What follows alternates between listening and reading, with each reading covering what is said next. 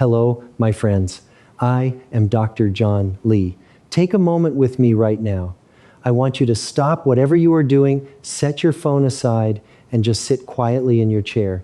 Close your eyes if you feel safe doing so. Don't hunt for the sound, just listen. Is there a high-pitched ring, a faint electronic whistle, maybe a low buzzing that seems to pulse with your own heartbeat? If you hear it, please know this. You are not broken, you are not alone, and you are certainly not crazy. Millions of good people in their 60s, 70s, and 80s are hearing these phantom sounds every single day. For too long, the medical system has given us the same tired answer. It's just part of getting older. Learn to live with it. Maybe try some white noise. Today, I am here to tell you, with all the passion of a man who has practiced medicine for over 40 years, that this answer is not good enough. Not for you, not for me, and not for the thousands of patients I have seen regain quiet in their lives. That ringing in your ears is not just an annoyance. It is a biological SOS. It is your inner ear and your brain sending up a flare, telling you that the delicate machinery inside is starving for specific nutrients, better blood flow, and proper nerve insulation. It is not a death sentence. It is a warning that can be answered. I am a 65-year-old Chinese-American physician and medical professor. I was trained in both Western medicine and have deep respect for the holistic wisdom I learned from my own immigrant grandparents. What I have discovered after decades of digging through the research that busy clinics often ignore is that we can do far more than simply mask the sound.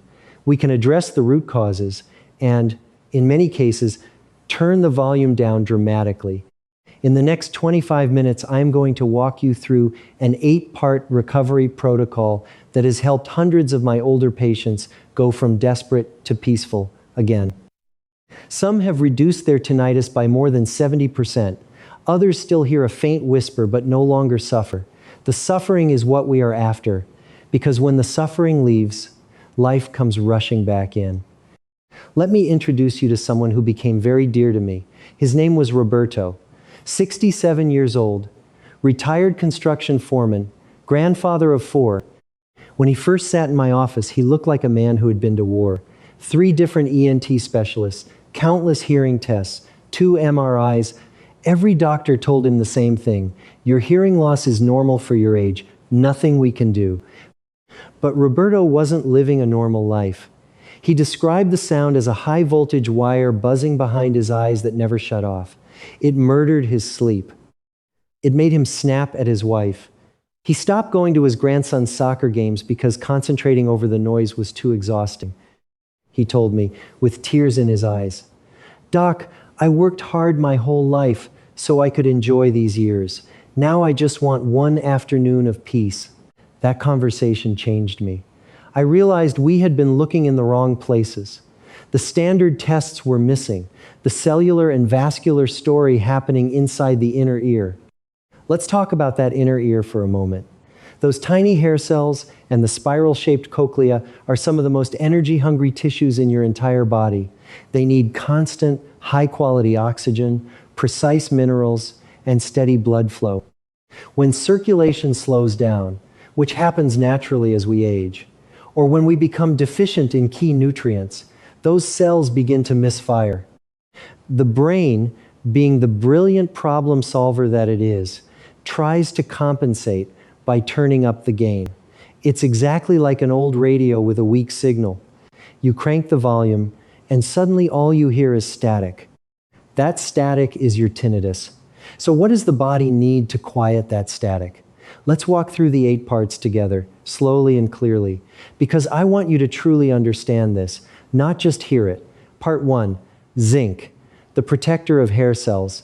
Your inner ear contains more zinc than almost any other organ except the prostate. Zinc acts like a bodyguard for those delicate hair cells, protecting them from oxidative damage. The problem is, after age 60, many of us don't absorb zinc nearly as well. Low stomach acid, certain medications, even years of drinking coffee with meals can block it. I asked Roberto what medications he was taking. Turns out he was popping ibuprofen almost every day for his back. Those anti-inflammatories might help your joints in the short term, but they can quietly damage the antioxidant defense system in your inner ear. We switched him to safer options, added the right kind of zinc that his body could actually absorb, and within 3 weeks he came back saying the ringing had become thinner. Not gone, but no longer crushing him. Part 2. Vitamin B12, the nerve insulator. Think of your nerves like electrical wires.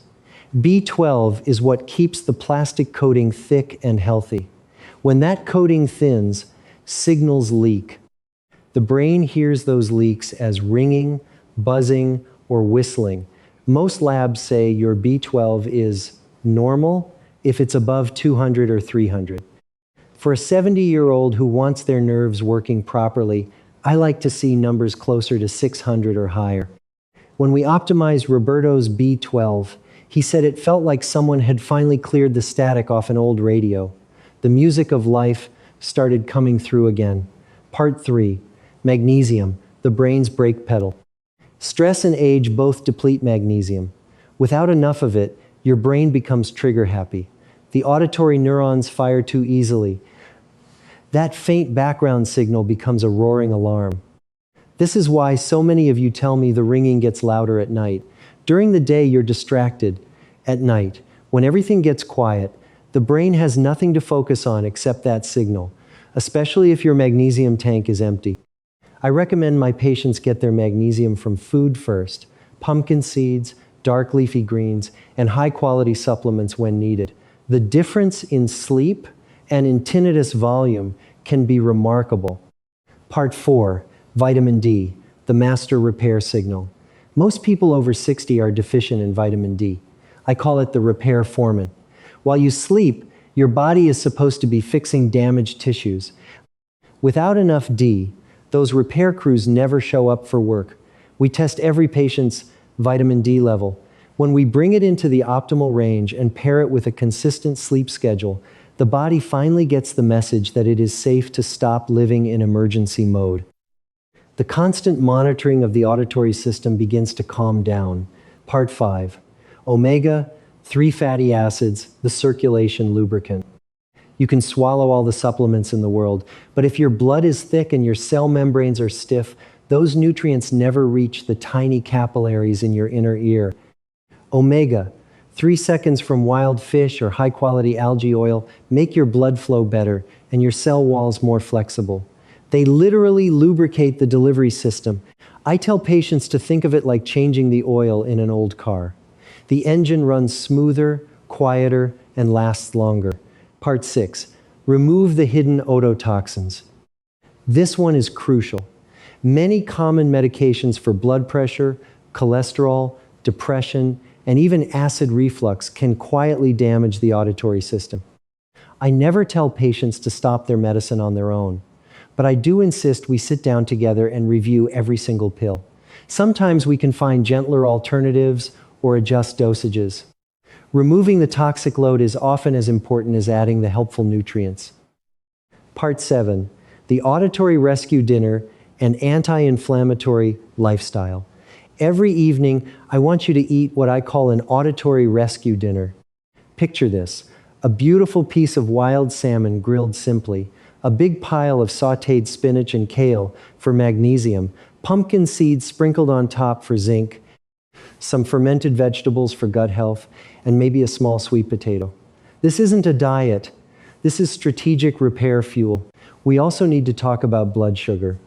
Those of you with prediabetes or who eat a lot of processed carbohydrates may be making your tinnitus worse without realizing it.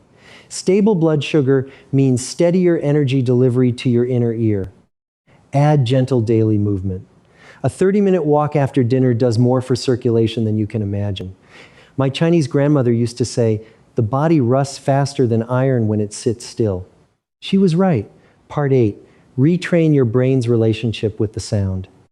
This may be the most important part of all.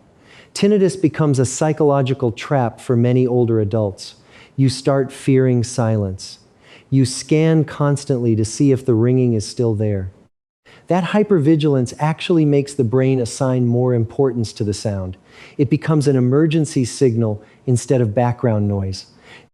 I teach my patients to use gentle pink noise or nature sounds, not to drown out the tinnitus, but to give the brain something neutral and soothing to listen to.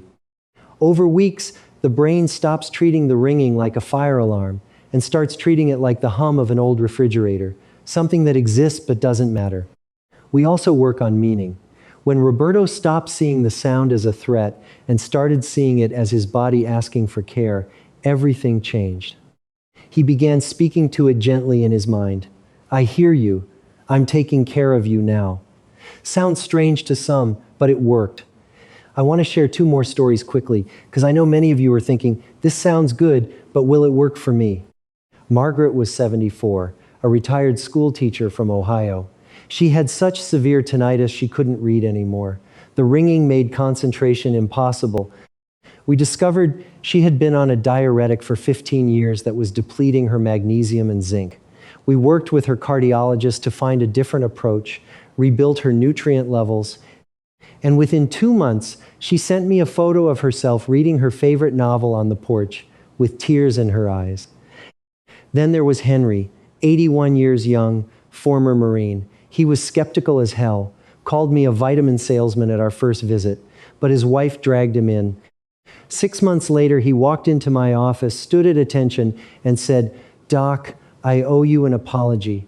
I can sit in my workshop again. The ringing is still there sometimes, but it doesn't own me anymore. And these are not miracle cures. These are people who finally gave their bodies what they had been starving for, often for decades.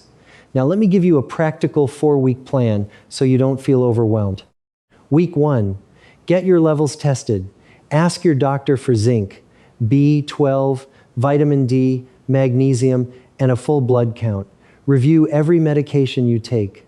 Start eating the auditory rescue dinner every night. Week 2, begin a high-quality omega-3 supplement and magnesium in the evening. Start a 10-minute sound therapy practice before bed using pink noise. Week 3, add the zinc and B12 under medical supervision. Begin gentle walking after dinner. Notice how your energy and sleep change. Week 4, focus on the mental shift. Practice speaking kindly to your body. Write down 3 things you want to do when the volume comes down. Give your brain a positive future to work toward. Healing nerve tissue takes time. We are looking at 4 to 8 weeks before most people notice meaningful change. Some notice improvement in 2 weeks, others take longer. But almost everyone who stays consistent sees some shift in both volume and, more importantly, in how much it bothers them. I want to address something many of you feel but rarely say out loud. There is grief that comes with tinnitus, grief for the quiet mornings you used to have, grief for the easy conversations you no longer fully enjoy, grief for the golden years you imagined differently. That grief is real and it deserves to be acknowledged. But grief is not the end of the story. Your brain and body are still capable of remarkable repair, even at 80 years old. I see it every week in my clinic. If your tinnitus is sudden, if it pulses with your heartbeat, if you have dizziness, vertigo, or facial numbness, please stop watching this video and call your doctor immediately. Those can be signs of something that needs urgent medical care. But for the vast majority of you dealing with the chronic, persistent kind that has been slowly getting worse for years, these 8 pillars offer real hope. My friends, I have been exactly where you are. At 65, I still have moments where I hear a faint, high-pitched tone if I am very tired or stressed, but I know what to do now. I nourish, I move, I rest, and I refuse to let it steal my joy. You can do the same. Your golden years are not supposed to be spent suffering in silence. They are meant for playing with grandchildren without distraction, for reading the books you never had time for long, peaceful walks with your spouse, for finally having the mental space to reflect on a life well lived. That is what I want for you. If this message touched you, please do 2 things for me. First, share this video with one person you know who is struggling. So many older adults suffer alone because they have been told nothing can be done. Be the person who gives them hope. Second, leave a comment below. Tell me, if you had 1 full hour of complete silence tomorrow, what would you do with it? Would you sit on your porch listening to the birds? Would you call an old friend without straining to hear? Would you finally meditate without distraction? Your answers inspire me and help this community grow stronger.